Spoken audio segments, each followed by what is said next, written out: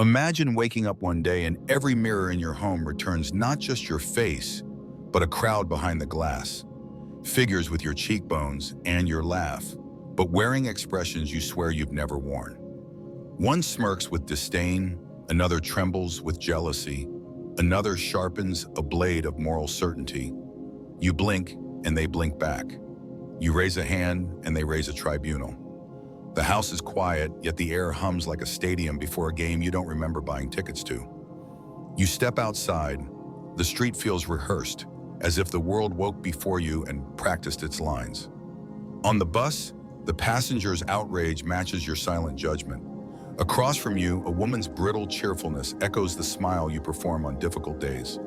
Your feed glows with headlines, and they seem strangely familiar, as if they were written by your most secret fears. Strangers rage about corruption, purity, safety, freedom. Every post is a chant you could have written, if only you were a little angrier, a little more afraid. Somewhere a flag is waving, and it's made from fabric cut from everyone's unconfessed impulses. There's a paradox murmuring under the day. The more you try to be good in public, the more something dark follows you in private. The louder you proclaim your values, the more your body tightens, unsure what those proclamations are hiding. You promise compassion. You deliver condemnation. You denounce the very patterns you quietly participate in. You swear you're not like them. The word "them" grows teeth. What if the monster you fear in the crowd is a mask for the parts of yourself you've refused to hold? What if "we" is not the sum of our best intentions, but the marketplace for our hidden appetites? If a society builds a spotless temple with one hand and a dungeon with the other, which hand is yours? Who writes the slogans? Who throws the stones? Carl Jung once suggested a frightening possibility. Your shadow, the disowned, the inconvenient, the misfit qualities you exile, doesn't just cling to your heels in private corners. It gathers like weather over entire cities. It condenses into movements, policies, fashions, and holy wars. It speaks through laws and jokes and hashtags. The shadow becomes collective. It wears uniforms and trend cycles. It names enemies to keep the mirror fogged. You tell yourself you're independent. But are you? Do you choose your reactions? Or do they arrive pre-packaged, stamped with cultural approval, ready for overnight shipping to your nervous system? When a scandal breaks, when a stranger is dragged into the public square for ritual humiliation, do you pause to think, or does your thumb find the share button before your mind remembers its spine? Is your conscience a compass or a weather vane assuming virtue when the winds agree? The ancient cities solved anxiety with scapegoats. We tell ourselves we've evolved. Yet how different is the digital square from the old altar? Sacrifice a stranger, feel clean, repeat. The blood is reputational now, the knives symbolic, the ashes algorithmic. We still deal with fear by exporting it to a target we can safely despise. And we call the target evil so that we don't have to call the fear our own. Imagine you are not a person among people, but a nerve in a larger animal. The animal wants certainty. It wants to bite. It wants to sleep without nightmares, so it gives the nightmare a name and hunts it. The bite lands on someone outside the circle. Inside the circle, you feel relief. Relief becomes identity. Identity becomes loyalty. Loyalty becomes blindness. And blindness, collectively endorsed, beautifully branded, becomes destiny. You believe your goodness is yours alone. Yet look closely. How much of it is a costume sewn by the era you live in? How many of your enemies are organized piles of your forbidden impulses, dressed in another person's skin? When you chant against hypocrisy, what happens to the hypocrite in you? When you vote for safety, what happens to your own appetite for control? When you celebrate mercy, who handles your boredom with nuance? Do you really want truth, or the warm anesthesia of belonging? There is a chill where your spine meets the day. Because if Jung is right, then you are implicated in more than your own private contradictions.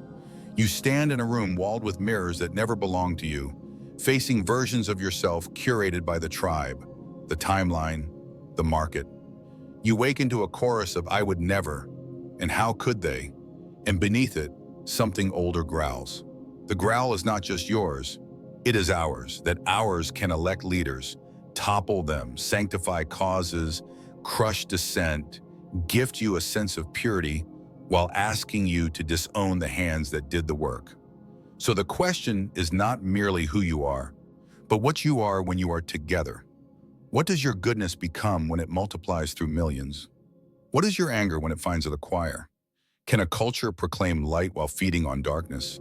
Can a nation of mirrors ever see its face? If society has a shadow, where does it sleep? And if you wake it, do you set it free or teach it your name?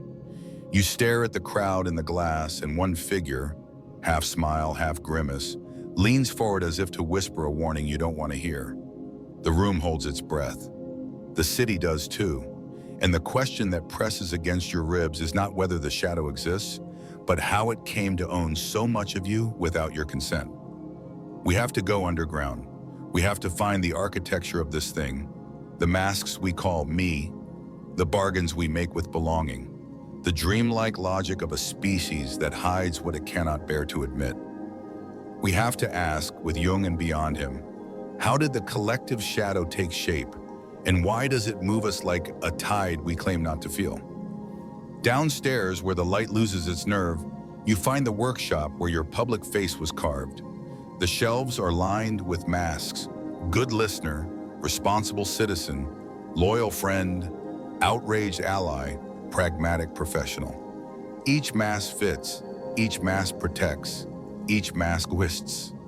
Jung named this gallery the persona, the skin your psyche weaves to keep peace with the tribe. You learned early which expressions earned warmth and which drew cold. You learned to hide what startled the adult face, what embarrassed the classroom, what threatened the family story. You did not erase those impulses, you archived them. They sank into the shadow, alive, watchful, and offended at their exile. What is banished does not become holy, it becomes resourceful.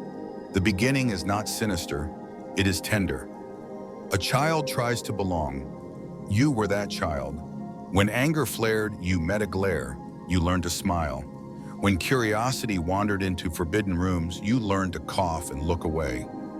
When superiority or desire or despair lifted its head, you received a proverb about gratitude, a warning about humility, a slogan about what people like us do. The psyche signed a contract, acceptance in exchange for amputations. The amputations continued, subtle, praised by teachers and algorithms alike. Jung's insight was the scandal no era likes to hear. Your goodness is often a strategic performance, and behind it stands a cast of injured parts rehearsing their unapproved lines. The collective repeats the same script at scale, rewarding certain traits, outlawing others, and outsourcing enforcement to every watchful eye. Why do you accept the deal? Because you are an animal tuned for the gaze. Sartre called it the look, the piercing awareness of being seen that turns you into a character in someone else's theater. You learn to live in bad faith, to treat yourself as an object with a resume rather than a subject with raw, contradictory aliveness.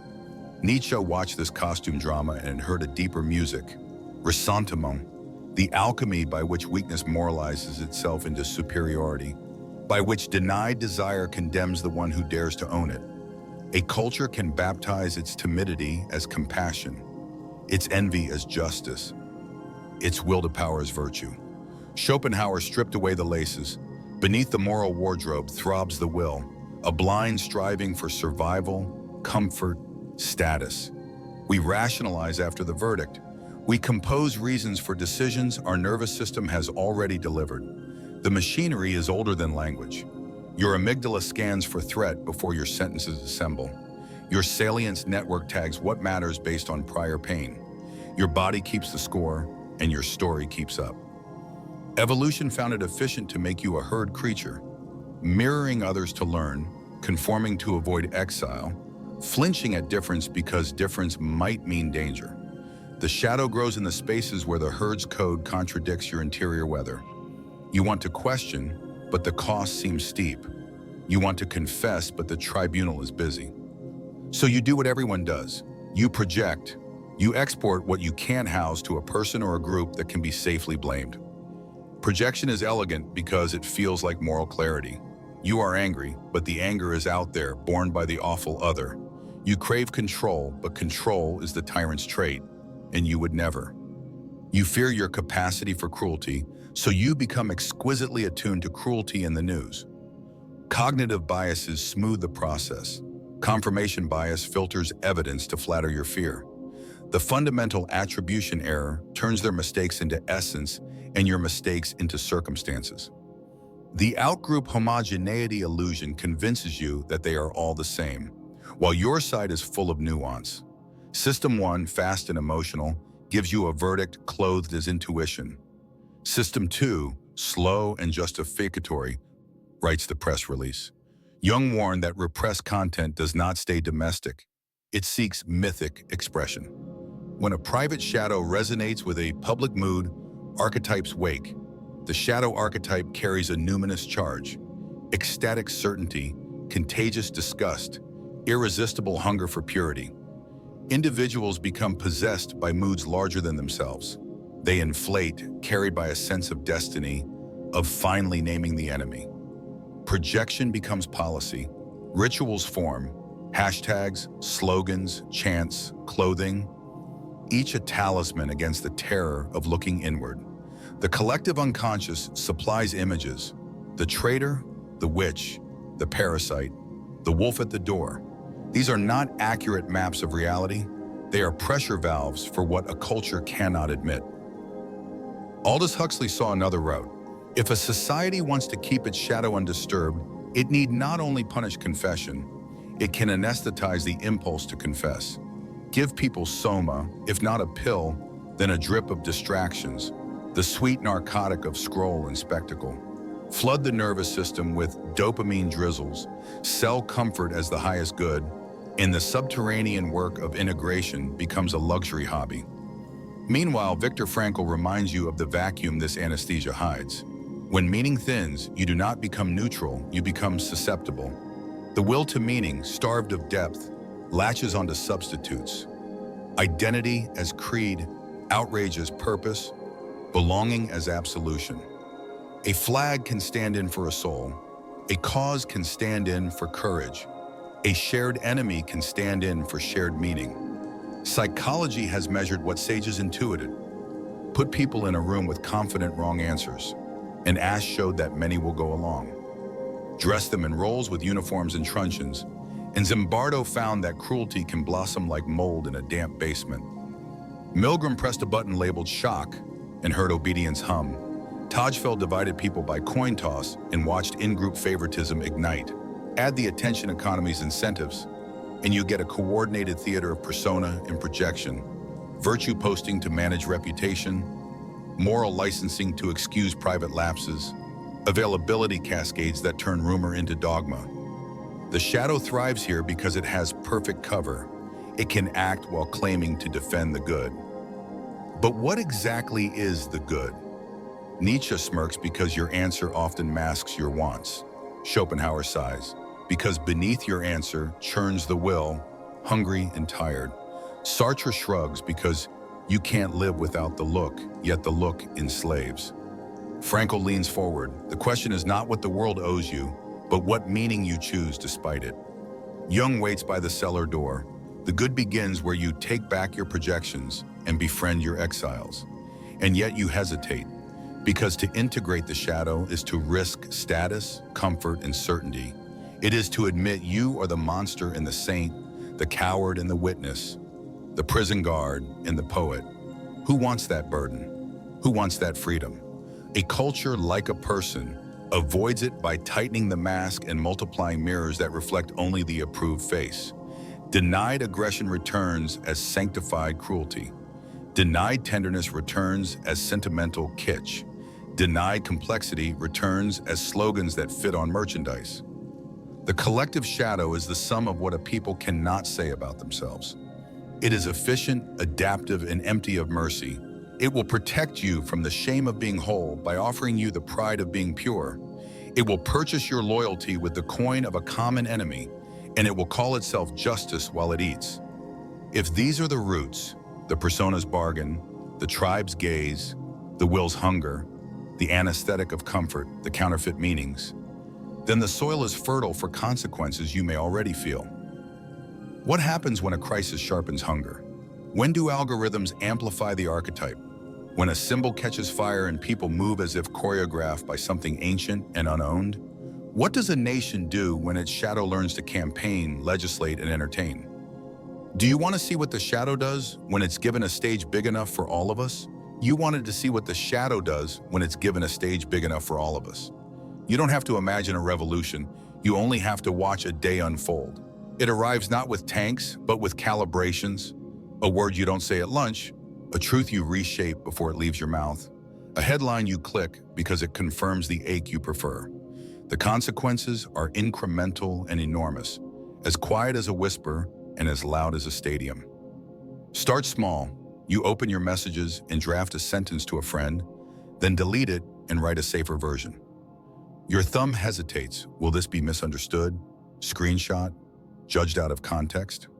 Self-censorship is not a policy, it's a bodily reflex. Your vagus nerve tightens, the amygdala hums, cortisol salts your bloodstream, and the prefrontal cortex, the part that likes nuance, dims like a city during a blackout.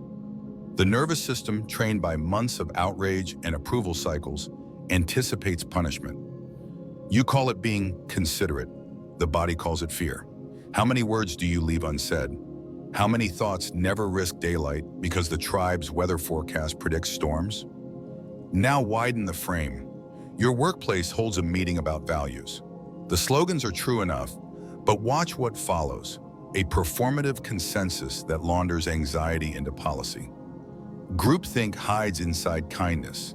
The Abilene paradox takes the wheel. Nobody wants the direction, yet everyone nods because they assume everyone else wants it. Fresh ideas die in polite silence because risk smells like exile. Creative deviance is mislabeled as disloyalty. It looks harmless, a training module here, a memo there. But over time, the room learns that curiosity is expensive and conformity is safe.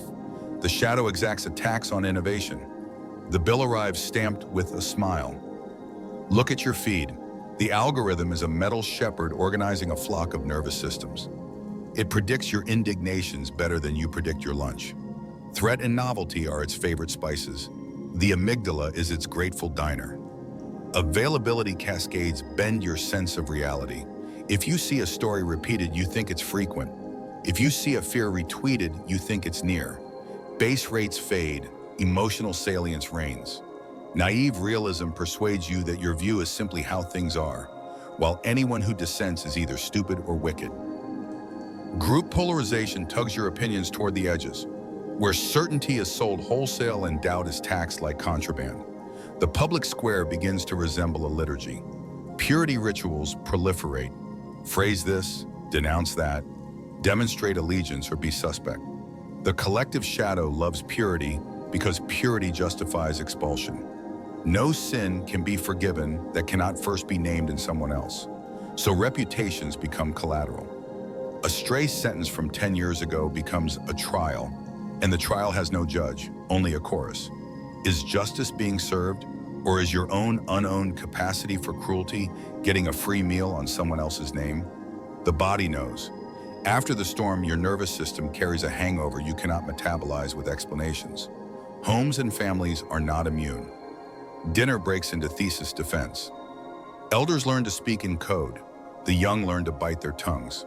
A teenager practices persona management as if preparing for a fragile orbit. Polish the profile, prune the feed, present a version that won't summon the swarm. Meanwhile, oxytocin, the hormone of bonding, plays its double game. It deepens love within the circle and stiffens suspicion toward those outside it. The neurotransmitter of trust becomes a solvent for empathy beyond your line. In-group benevolence and out-group hostility are twins at the same table. Art thins. Humor gets nervous. Jokes become smuggled dissent or blunt cudgels. Songs choose safety over risk. The muse hesitates under surveillance. The chorus prefers slogans to paradox. Language shrinks to scripts that fit into captions. Complex stories are asked to swear allegiance before they speak. When art becomes propaganda, beauty is press-ganged into service, And the soul goes on strike in ways you don't yet have words for. Politics metabolizes projection into law. Fear needs a costume, it finds one in policy. A culture that denies its aggression drafts punitive measures in the name of safety. A culture that denies its need for belonging creates enemies to justify unity. Surveillance expands under the banner of care. Emergencies extend indefinitely because certainty has become an idol, and idols demand tithes. The shadow loves emergencies. They streamline the messy business of conscience. You can do almost anything to the condemned and call it necessary. You feel the microphysics in your body. Sleep curdles. The default mode network, that roaming seat of self-talk, loops faster, louder, meaner. Prediction errors, the brain's little alarms saying this is not as expected, spike more often, and uncertainty becomes an ache. The body craves control. The scroll offers the illusion of it. So you scroll. Dopamine says maybe this time, and maybe this outrage will restore order. It never does. The seesaw continues. Brief hits of belonging, followed by the emptiness Frankl warned you about. The will to meaning, starved of depth, binge eats on identity. Schools mirror the storm. Children learn the scripts earlier. Which words make adults proud? Which questions make them problematic? Teachers, underpaid, overwhelmed, become border guards of language. The curriculum narrows to what can be tested and what won't ignite a call from a furious parent. Curiosity, the ungovernable energy Jung associated with individuation, gets reduced to a manageable rubric. The shadow takes notes. Keep their minds busy, keep their souls quiet. Commerce joins the liturgy. Corporations perfume their brands with virtue, selling absolution by the cart. Ethics is a marketing vertical. Consumption becomes a confessional. Buy this and you are good. Meanwhile, supply chains hum with the disowned costs. Extraction, exploitation, silence bought with wages too thin to keep a family's future warm. The shadow hides on the invoice under externalities. Science, bent by the same winds, becomes a proxy battlefield for tribes who want certainty more than truth. Studies are brandished like swords. Retractions are grenades. The public forgets that science is a method, not a creed, that it advances by admitting error, not by punishing it.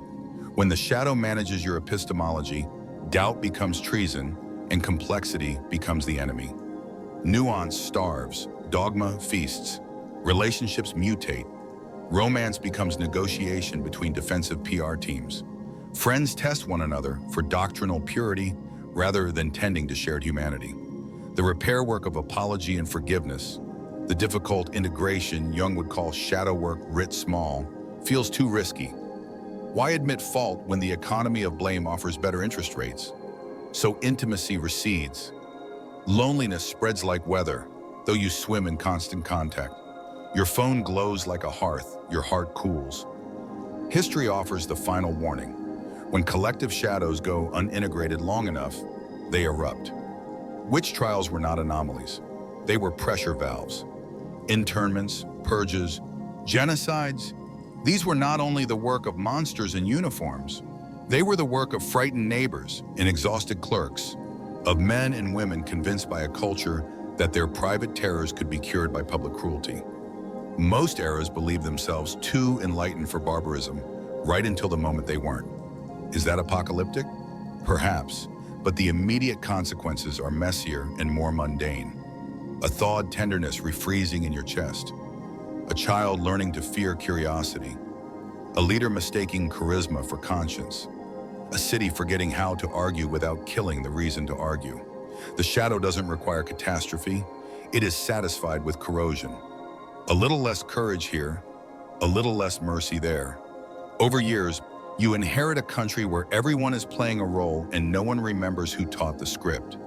You begin to suspect that the trap is not made of steel, but of comfort. The shadow doesn't need to lock the door if you keep holding it shut for the sake of belonging.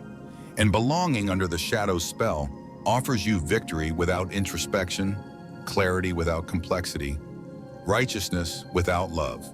It is cheap and it is addictive and it is everywhere. So what now? If the unseen consequences have sewn themselves into your conversations, your feed, your sleep, your laws, your laughter, if the collective shadow has learned to speak through every mouth that fears exile, what would it take to stand differently? What would a rebellion look like that doesn't become another purity movement, another performance, another mask? It begins with a refusal so quiet it sounds like breathing. You step out of the chorus without announcing a new song. The rebellion that will not become a mask starts where the scapegoat economy loses a client, with your consent.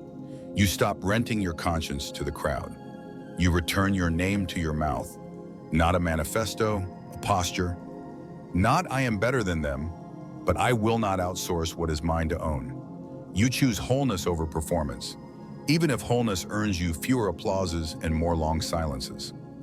Between stimulus and response, Frankl promised, there is a space. The first tactic is to widen it. When the headline spikes your pulse, you orient to the room. See 5 objects. Relax your jaw. Name the emotion out loud. Labeling an affect cools the amygdala's fire. You practice 1 breath rule before you post. 1 night rule before you condemn. You ask, what fear in me is this story carrying? If you can't answer, you wait. Delay is a form of courage. Slowness is a kind of revolt. Then you apprentice yourself to the shadow. Jung's method was not to argue with darkness, but to dialogue. You sit with a notebook and let the exile part speak. I am jealousy, you write. What do you want? It answers in a voice you recognize. It wants recognition. It wants fuel for excellence. It wants to protect a wound that never healed. You follow the thread. Active imagination, draw it, dream it, walk it, turns monsters into messengers. Every denied impulse is a teacher carrying an assignment. Integrate me or I will legislate you from the basement. Projection retrieval becomes your street practice. When someone discusses you, you run the inventory. Where in me does this live? In what conditions would I be tempted by the same pattern? What gift is this trait a distorted version of? Envy becomes a compass. It points to capacities I have not yet grown. Aggression becomes a boundary. Owned, it guards the door. Disowned, it kicks it down. You do not justify the other. You de-demonize them to reclaim the energy you exported. What you own cannot own you. Cross the border. Find the neighbor you were taught to fear and do the unglamorous thing. Listen, not to agree, but to understand the wound and world that makes their stance coherent. Steelman before you argue. Ask the question that honors complexity. What pain would make your view feel like salvation? You practice Havel's living in truth. Decline to display slogans you don't believe. Refuse the small daily lie that keeps the collective costume crisp. Socrates drank the cup rather than flatter the city. You can risk a raised eyebrow to keep your soul unsplit. Treat attention as sacred land. The shadow feeds on your unguarded gaze. Set a Sabbath from outrage, 24 hours each week where the algorithm does not get your nervous system. Adopt a 72-hour rule for sensational claims. Switch from infinite scroll to finite sources you can hold accountable. Read long and slow enough that nuance can land. The aim is not ignorance, but discernment. You are training the muscle that says, I will not let my fear be monetized. When you must enter the stream, enter as a diver with a line, not a leaf in the current. Build sanctuaries of integration. The revolution will be hosted in living rooms. Create small circles where confession is not a spectacle and repair is possible. Ground rules: curiosity over condemnation, I statements only, no recording devices, ever, a rotating red team chair tasked with articulating the argument. Nobody wants to hear. Practice restorative justice in miniature. When harm happens, move from blame to repair. Institutions can copy the pattern. Citizens' assemblies drawn by lot, dissent budgets, and required devil's advocate memos. Bake humility into the structure so that collective certainty meets friction. Rekindle ritual, not as theater but as training.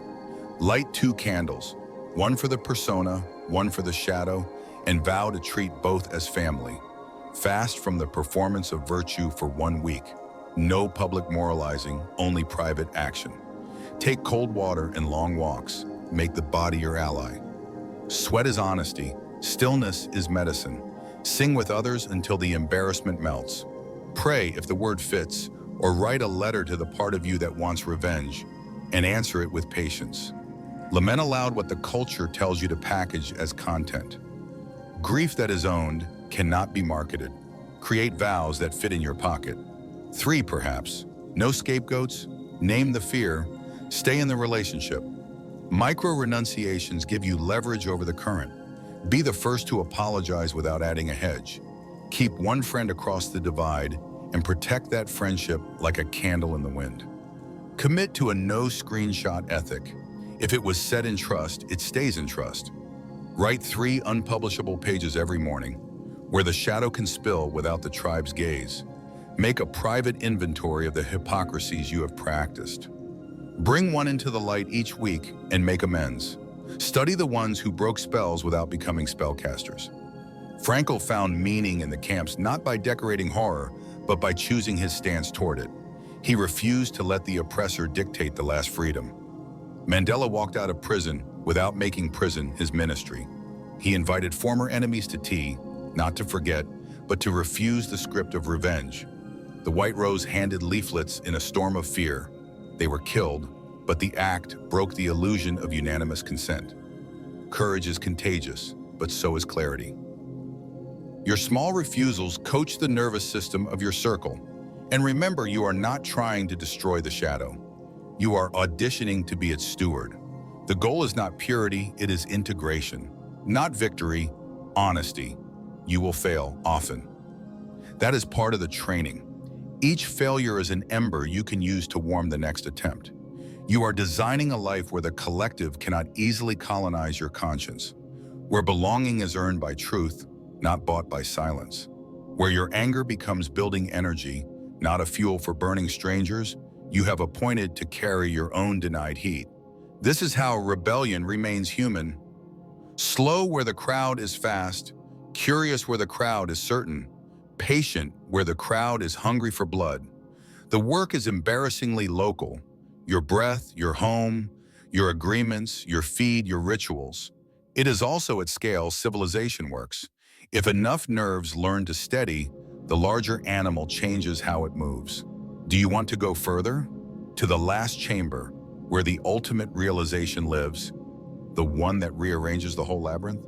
You reach the last chamber and find no thunder, no voice from the ceiling, no new doctrine to carry like a banner. The door is plain wood. The key is your name. When it turns, you discover that nothing was hidden except the obvious. The collective shadow is not a beast out there at all. It is what we become wherever I refuse to be whole. And you are not a spectator to that becoming. You are the doorway through which it either rules or is redeemed. Jung's most scandalous gift is not that he named the shadow, but that he insisted it is yours, not theirs, yours. That it does not exist to be exterminated, but to be integrated. That the self, the larger center of gravity your life orbits, the psychic principle that wants you to be entire, not merely admirable, prefers wholeness to your favorite costume of goodness. You wanted light without heat. The self wants a hearth where both can live. Until you make the unconscious conscious, it directs your life and you call it fate. Extend that to the city until people make their shared unconscious conscious, it directs their history and they call it destiny. The monsters we march against will reappear with new names as long as we outsource our darkness to strangers. Every time you shout, "How could they?" without asking, "How could I?" You nominate a volunteer to carry your metamorphosis for you. They will carry it poorly. They will carry it by bleeding. Here is the paradox that rearranges the labyrinth. The shadow is not only your shame, it is your unlived life. The aggression you disown is your boundary in exile. The envy you quiet is your map to neglected gifts. The desire you fear is fuel for creation, still waiting for a clean engine. The despair you hide is proof that your soul still demands meaning. The gold is in the dark. The treasure is in the dragon you keep outsourcing to the village. You do not polish away the shadow. You befriend it into work. Individuation, the slow, unspectacular art of becoming a human who can carry their contradictions without making other people pay for them, is not a private hobby. It is a civic act. A regulated nervous system is an architecture in a room. A person who can hold tension without collapsing into certainty or cruelty alters what is possible in conversation, in policy, in ritual. Polyvagal scientists call it co-regulation. Mystics call it presence. Either way, your steadiness is contagious. Either way, your panic is too. Jung called the bridge between opposites the transcendent function. Hold the conflict long enough, faithfully enough, and a third thing appears that neither pole could imagine alone. In you, that looks like this. You carry compassion without surrendering discernment. You exercise authority without flirting with domination. You practice freedom without making responsibility your scapegoat. In a culture, it looks like institutions that can protect the vulnerable without deputizing mob righteousness. Parties that can argue with force and love in the same breath. Media that can say we were wrong as a demonstration of strength, not an admission ticket to ruin. What about evil, you ask, because integration is not indulgence. Owning your shadow does not mean granting your cruelty a seat at the table with voting rights. It means you stop pretending you could never set another person's life on fire. And because you stop pretending, you keep water ready. Boundaries sharpen. Consequences become cleaner. Mercy loses its sentimentality and gains a spine. You defend the targeted without needing to invent demons. You wield the sword as a healer, not as a hero in search of applause. Look again at they. If the ultimate realization is that the collective shadow is the weather we create by refusing to admit our climate, then they dissolve in your mouth. Not because difference vanishes, but because the most dangerous difference, the line separating good people from bad people, proves to be a projection. Solzhenitsyn said the line dividing good and evil cuts through every human heart. Jung nods. The work is not to stand on the right side of that line, but to host it, to sit with both guests, to prevent the civil war from outsourcing its casualties to the neighbor's door. Your rebellion made you slow. Your integration makes you strong. Now the ultimate truth asks you to become simple, not naive, simple, like a river, like a bell, like a vow. You cannot carry the whole world, but you can become a place where the world is carried well. You can be the person in the meeting who says, I don't know and I think doubt belongs here. You can be the friend who asks, what in my reaction is about me? You can be the citizen who refuses the next purity ritual, not by performing courage, but by living in truth so quietly that others remember what truth feels like. The revelation is humiliating and holy. You are implicated in everything you condemn and empowered in everything you love. Your small refusals and small repairs multiplied across a species are not small at all. The field listens. It is how epidemics of conscience begin. One person who does not bite when invited, one group who keeps nuance alive during famine, one institution that prefers repair to theater. You do not need to know how many ripples your stone makes. You only need to throw it faithfully into the dark water you inherited. What does that look like tomorrow? You will feel the old heat rise in your chest, the instinct to project, to purify, to posture. You will remember the door, name the heat, ask it for its lesson. Return to the candle you lit for the shadow and tell it what job it now has. Then go do something unpostable. Reconcile with the sibling you turned into a symbol. Read the book that argues with your certainty. Write a check you won't announce. Protect the gossip's target. Teach a child that curiosity is not a crime. When you fail, and you will, make the apology that costs you status and pays you back in soul. Imagine waking up one day and the mirrors still show a crowd. Only now the figures are not jurors, but colleagues. The smirking one has become your wit, the trembling one, your tenderness, the judge, your sense of proportion, the angry one, your power clean and clear. They do not need to be chained because they have work. You step into the street, the city still hums, the feed still hawks its storms, the flags still wave. But something in the weather has shifted. Where there was a hunger for purity, there is a hunger for depth. Where there was speed, a measured gait. Where there was the thrill of condemnation, the difficult beauty of contact.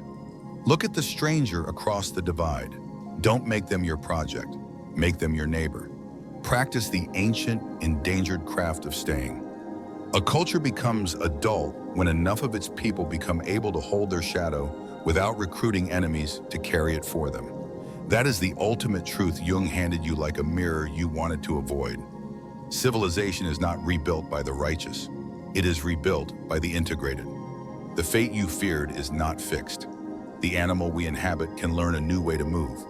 So tonight, before sleep, give the room a quiet instruction. Whisper it if you must. I will be the place where we become whole.